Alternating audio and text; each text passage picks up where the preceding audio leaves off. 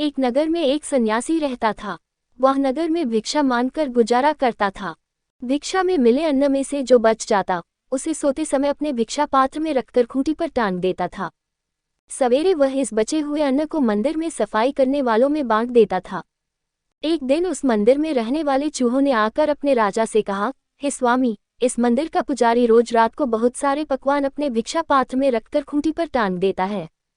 आप आहार के लिए व्यर्थ ही इधर उधर भटकते हैं। हम तो उस पकवान तक पहुंच नहीं पाते, किंतु आप तो समर्थ हैं। आप उस भोजन तक पहुंच सकते हैं। इस भिक्षा पात्र पर चढ़कर आप पकवान का आनंद लीजिए। आप चलेंगे तो हमें भी आसानी से पकवान का आनंद मिल जाएगा। ये सुनकर चूहों का राजा झुंड के साथ वहां जा पहुंचा, जहां खूंटी पर भिक्षा पात्र टंगा था।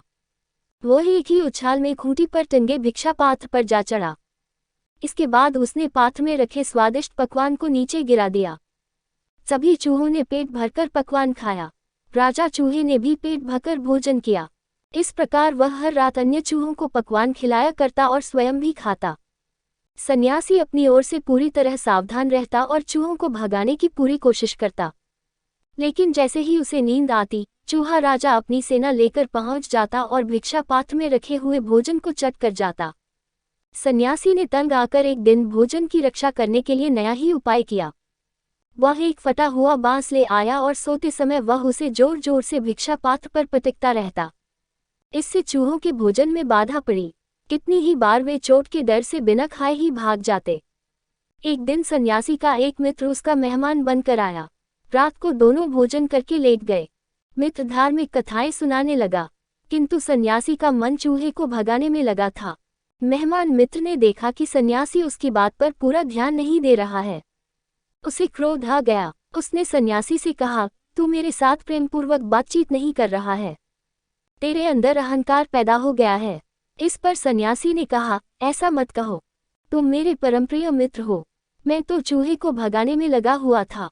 वह बार बार उछलकर मेरे भिक्षा पात्र तक पहुंच जाता है। मित्र ने कहा, आश्चर्य है कि तुम एक चूहे को नहीं समझ पाए। ये चूहा अवश्य ही धन संपन्न है। इसे धन की ही गर्मी है। तुम्हें चूहे के आने जाने का मार्ग मालूम होगा। तुम्हारे पास जमीन खोदने का कोई औजार हो तो निकालो। सन्यासी ने कहा, मेरे पास लोहे की एक कुदाल है। दोनों मिलकर चूहे के बिल तक पहुंच गए और बिल खोदकर उसकी सारी धन दौलत निकाल लाए। सन्यासी के मित्र ने प्रसन्न होकर कहा, अब तुम निश्चित होकर सो। वह दुष्ट चूहा इस धन के बल पर ही इतनी ऊंची छलांग लगाया करता था। धन न रहने से उसका बल टूट गया है। अब कोशिश करने पर भी वह तुम्हारे भिक्षा पात्र तक नहीं पहुंच पाएगा।